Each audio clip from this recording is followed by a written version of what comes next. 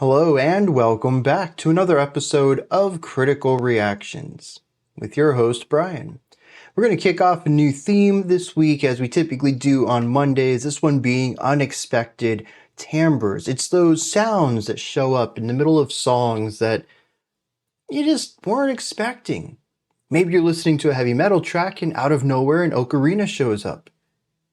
Why? That's not an instrument that typically shows up in metal. And so that's what we're going to be exploring this week. Timbres, or flavors of sounds, characteristics of sounds that just aren't in the general sound of the music you're listening to. Now, we're going to kick it off with something a bit interesting. Because we're listening to Kayo Dot. And is anything ever expected in Kayo Dot? This is a noisy band, and I don't think I ever expect anything they're about to do. So I think on one hand, it does fit the theme, but on the other hand, assuming this song is like many of the others we've listened to, I'm expecting the unexpected. Let's dive in though. We're going to look at the track Abyss Hinge 2, the Shrinking Armature. Whatever that means. Let's dive in.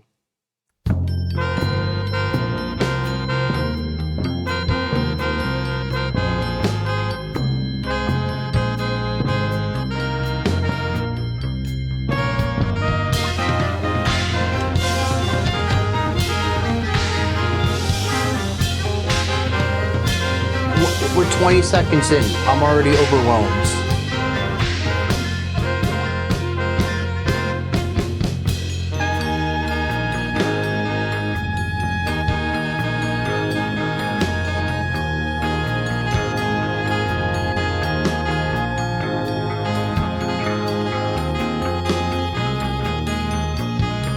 There's a sharp focus on arrhythmicality. I don't know if that's a real word.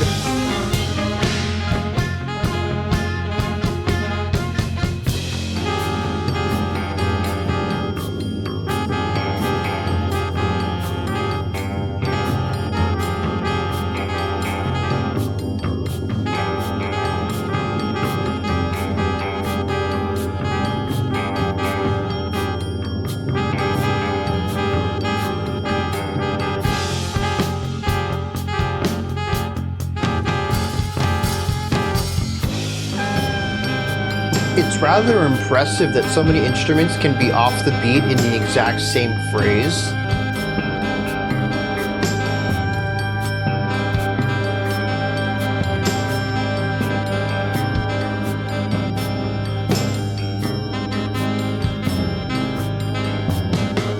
I mean, they are using a more legato that's pretty, it's still kind of a loose, it's legato.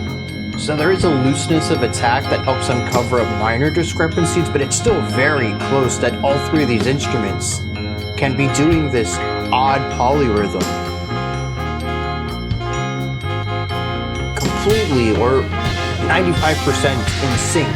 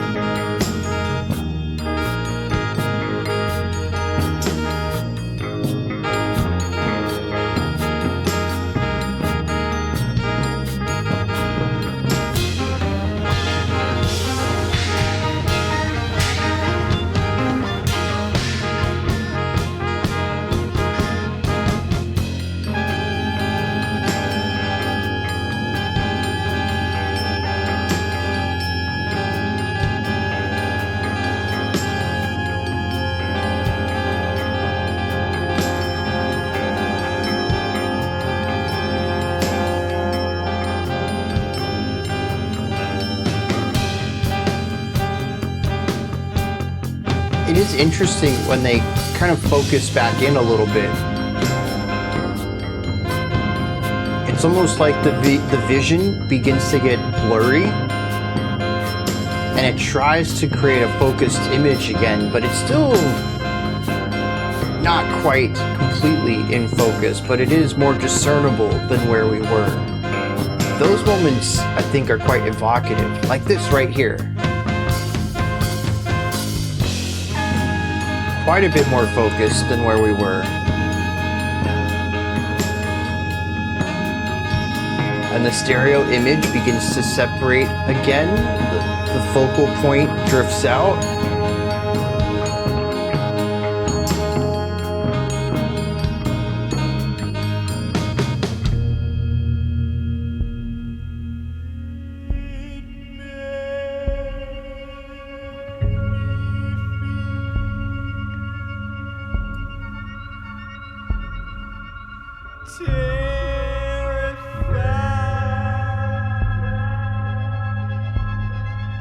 Theremin. Maybe?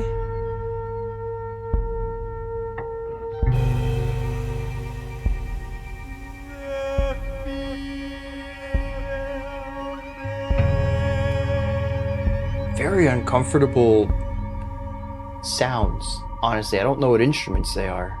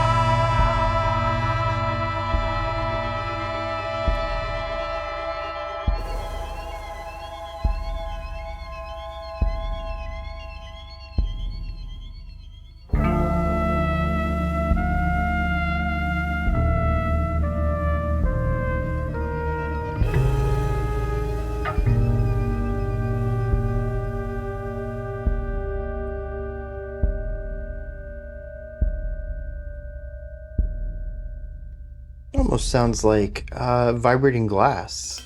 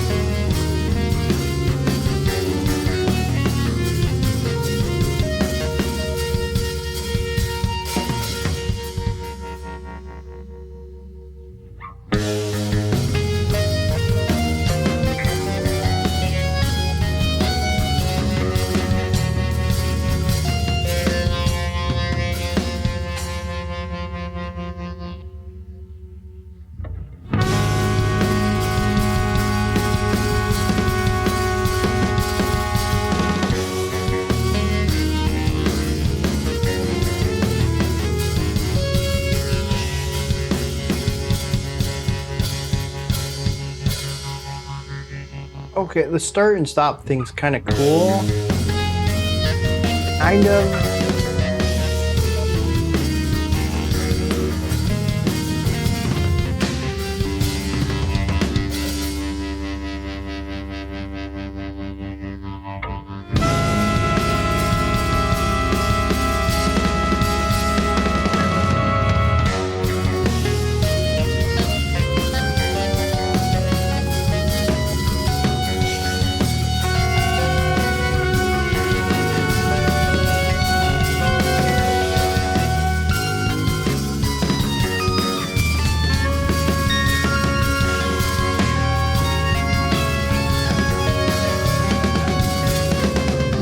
Pretty much everything that's happened over here in the last couple of minutes is not my cup of tea.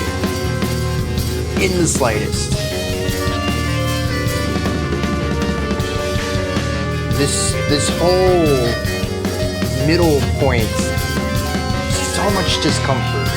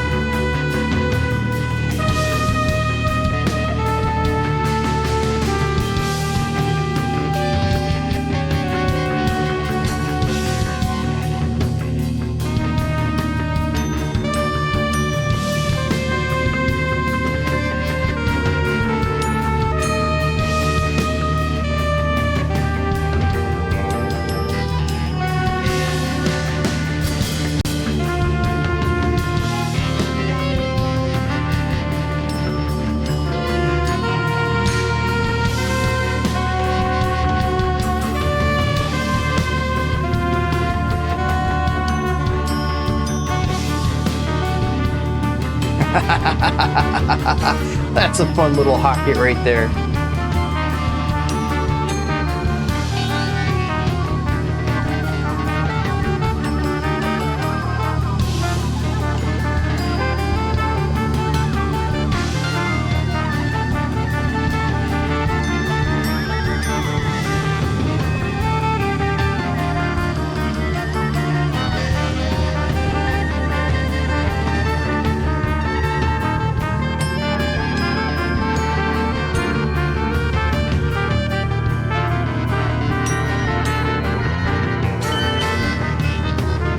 It had a little bit of steam there, a little bit of directionality, and it decided it didn't like that. With most of the percussion petering out, stepping away, it's certainly gaining, maybe losing would be a better term, any sort of rhythmic identity.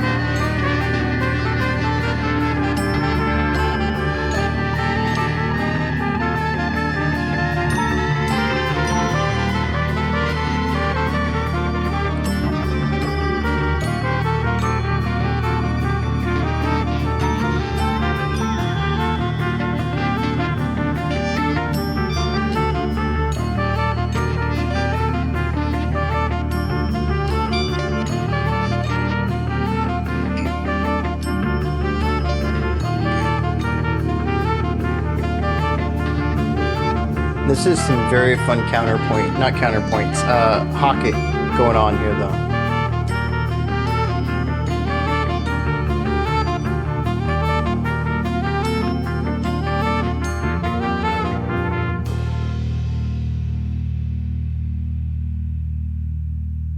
Dang though.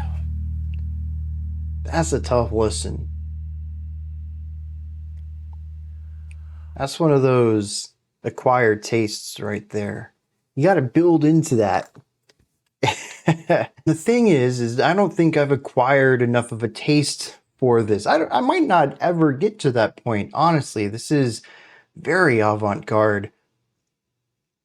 But I also don't think that getting a dozen experimental tracks every year with a lot of space between them is going to help. I don't know if I necessarily want to dive headfirst into like a whole month worth of avant-garde so I can begin to understand it better. That might not be great for my mental health, but I don't think that, like I said, just kind of getting a track here and there is really going to help me understand what's going on here. But what I find really interesting about this is how it relates to music theory. Just a real quick refresher here, music theory isn't necessarily a set of rules for music. It's more about an observation of patterns within music, that over the thousands of years, maybe more, that we've been making music as a human race, that we have kind of latched onto what sounds good rhythmically, harmonically, melodically, and we've refined that down into a formula. We have a lot of formulaic music today, and it's because we understand what people like to hear. All theory does is give words to these patterns that we've observed. A lot of people look at theory and think that it restricts music. No, absolutely not. And to discuss this track, I could use standard musical vocabulary to describe what I heard. But where I tend to fail in music like this is understanding it.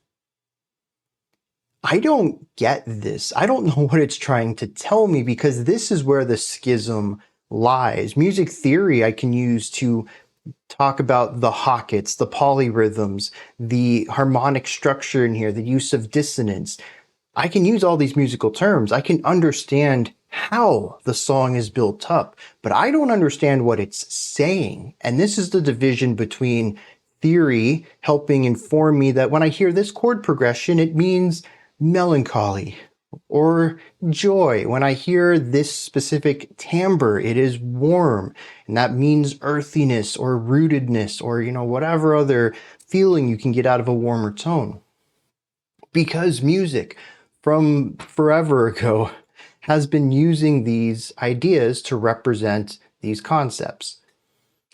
When you write music that doesn't use those widely known ideas, I don't have that shorthand anymore. And the way that I've described it in the past is that most music uses one language. Some of them might use a dialect of the language, or maybe they have an accent of the language, but generally speaking, I can still understand it. Kayo Dot has invented their own language here. There are parts of it, sure, that are based on the main musical language. I can sort of get the gist of what they're going for, but I don't understand what they're saying.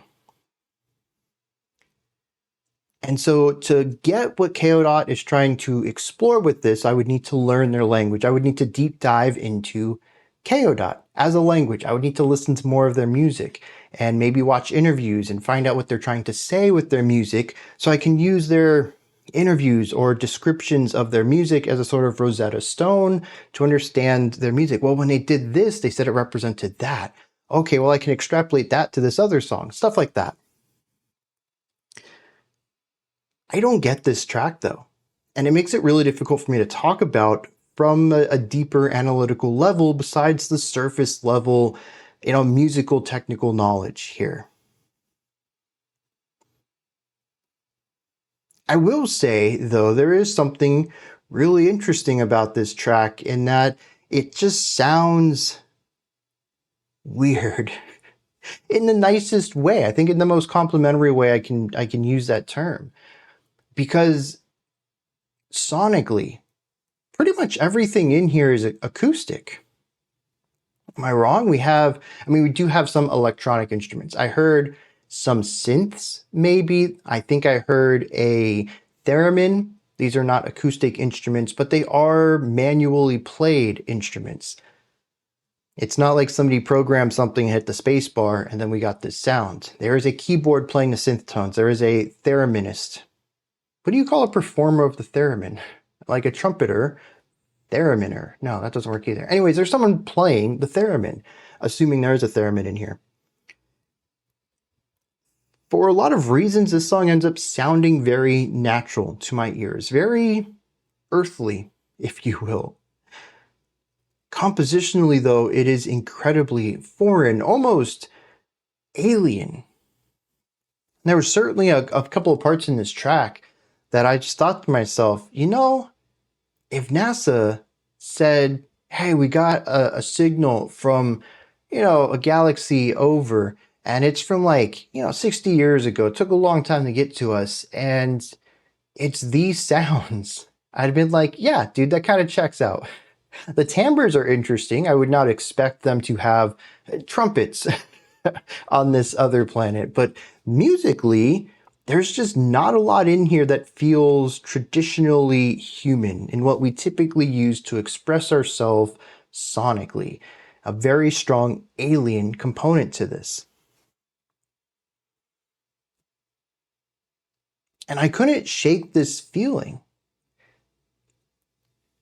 And it solidified this thought in my mind that this isn't noise. This isn't art. These are ideas I've stood by on more experimental works in the past, that there is an artistic element to it. I don't get it, but that doesn't render it null and void. It's still there. But it really stood out to me on this track that it's trying to tell me something. It is passionate about these feelings, this concept, this idea, whatever it is. And it's screaming at me. It needs me to know how it's feeling. And no matter how adamant it gets, I don't speak the language. I can't get it. There's that language barrier there. And I continued to listen to it as it got wilder, rhythmically, melodically, harmonically, as it became more cluttered, more noisy, more distraught.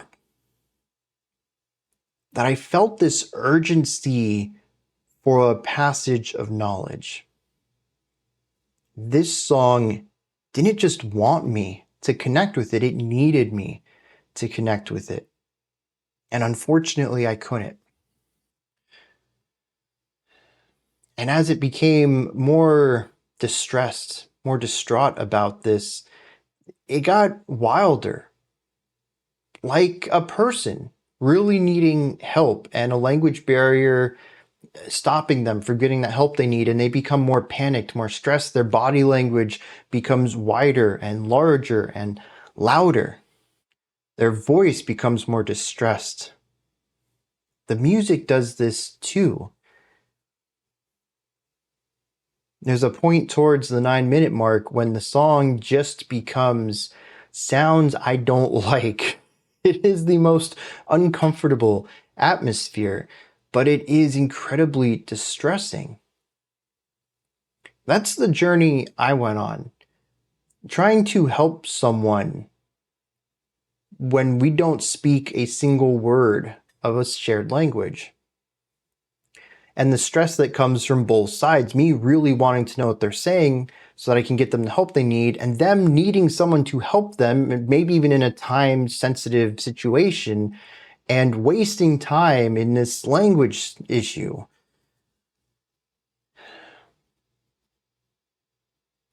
And the song just eventually stops. The drummer just kind of gets quieter and quieter and quieter and just quits.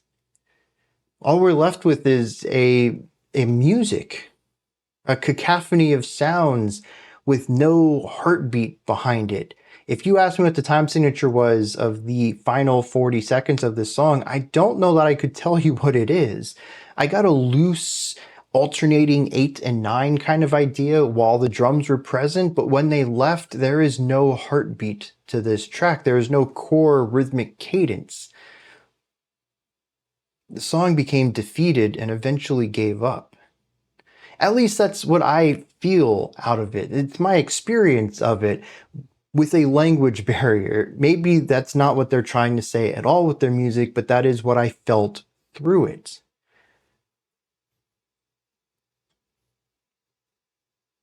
It's an interesting journey to go on alongside an art form. Like I mentioned, I could talk about this in musical terminology, and there are some really cool ideas in here. Right off the start, we have polymetric ideas, not just polyrhythmic in that we have two different rhythms happening within a bar, but polymetric in that there's two actual meters or time signatures present at any given time. In fact, I think at some places there's three time signatures going on at once. I don't have scientific data to say, yes, this is exactly what happened at this specific time. It's more of a gut feeling that there was just too much happening and too many lines that didn't seem to line up on their repetitions. Too many ideas that were staggered and separated by phrasing. Some of them working on a 6-beat phrase, some of them working on a 5, the other possibly an 8 or a 9. There just never really was a point when all these instruments came in on a downbeat together, always separated by time. And that's an interesting concept to look at too. It's what creates the cacophony here. Nothing is in sync with each other, temporally.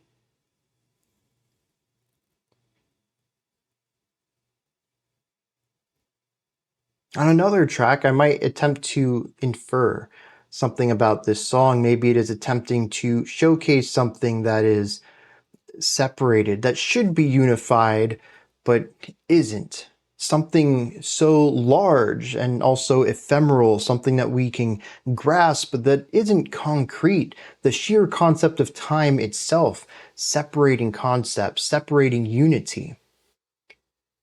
Maybe that is what they're going for. Maybe it's not. But that polymetric idea is persistent through this entire thing, and it's what gives most of this track its jarring, layered feeling. But it's not just temporal disconnect going on here either. There's also harmonic disconnect. I don't think there's a single moment in here where we explore consonant harmony. Almost everything in here is dissonance one way or another. I do think that there's intonation things going on here, instruments purposely out of tune to create a sort of wavering, even if two instruments are playing the same notes, they're not playing the exact pitch of that note. And it's creating a little bit of warble and movement there.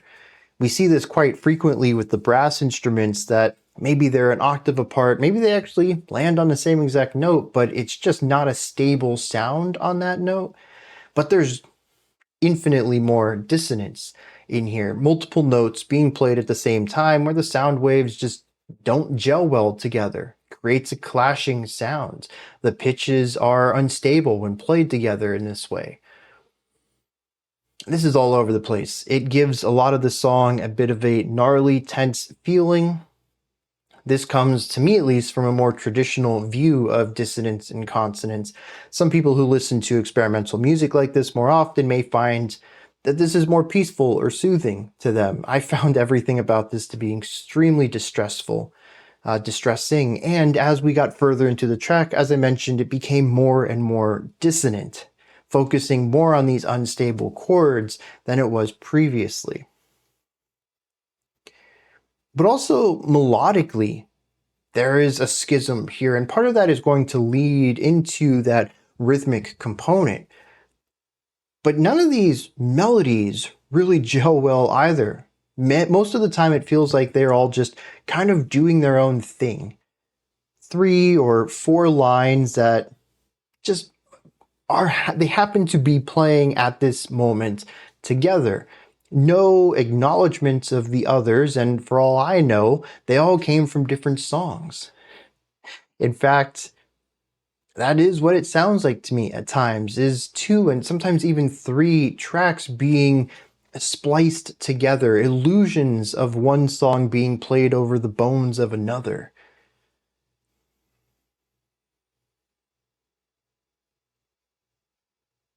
I suppose in the end, despite not really getting this song, it does evoke a lot of interesting imagery, feelings, emotions, journeys. I still don't think any of it lines up with the authorial intention on it. But it is unlike anything else I've listened to.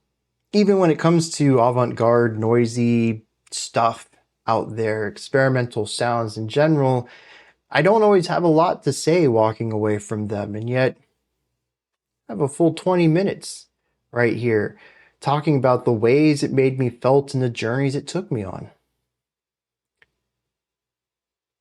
I'd say that's fairly impressive. There was some spoken word in here. I don't know what was going on at that moment, but let's dive into some lyrics and see what's going on there. I feel this first line. It makes me feel terrified. Yeah, I get that. A lot of this song puts me on edge. The second line, though, says the feeling in, into, to me.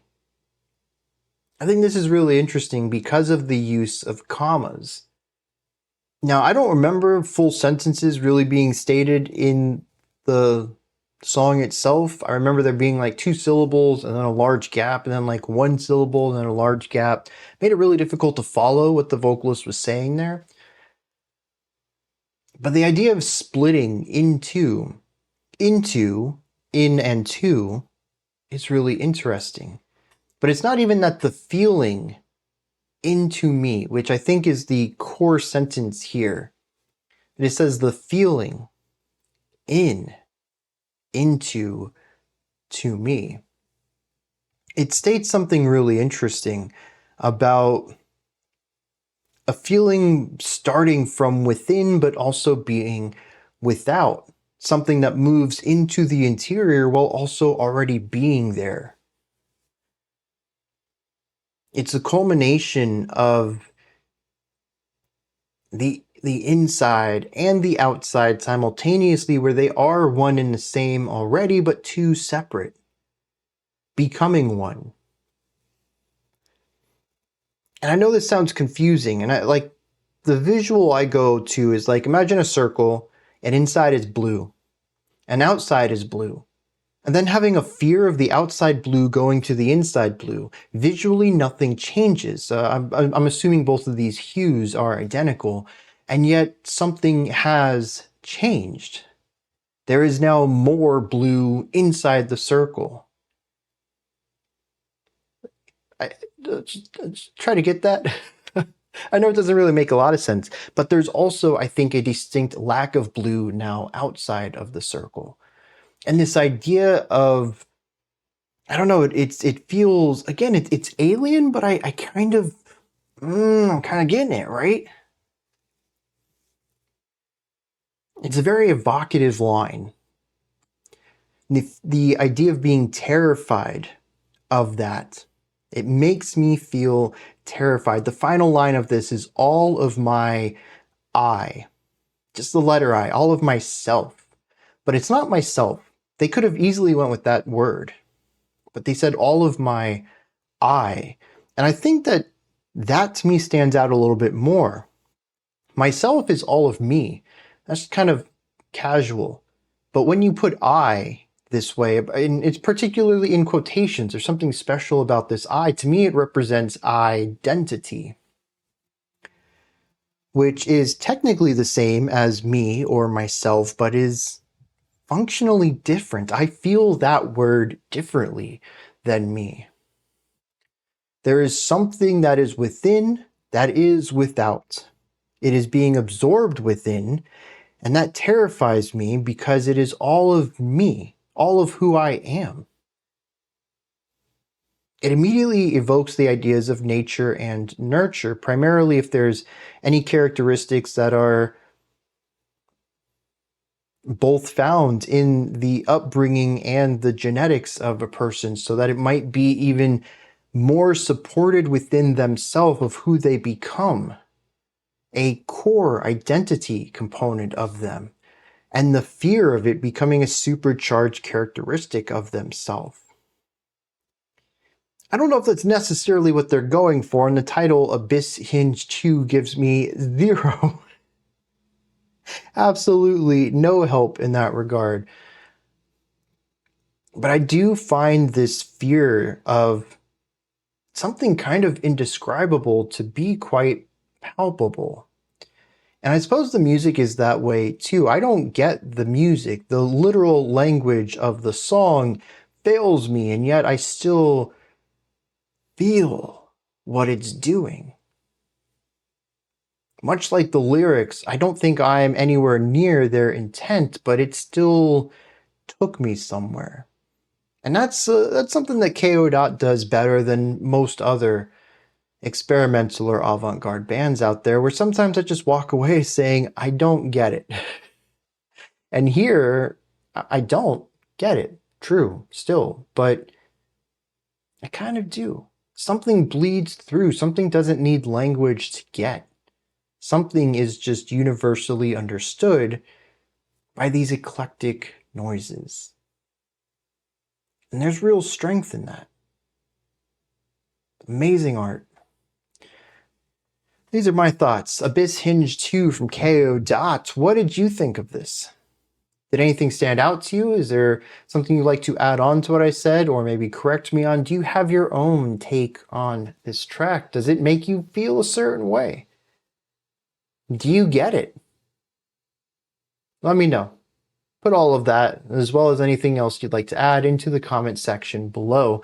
Above that, in the description box, you'll find a link to Linktree. Takes you here. You can find links to my music, ways to support the channel, a link to the Discord server, and so much more.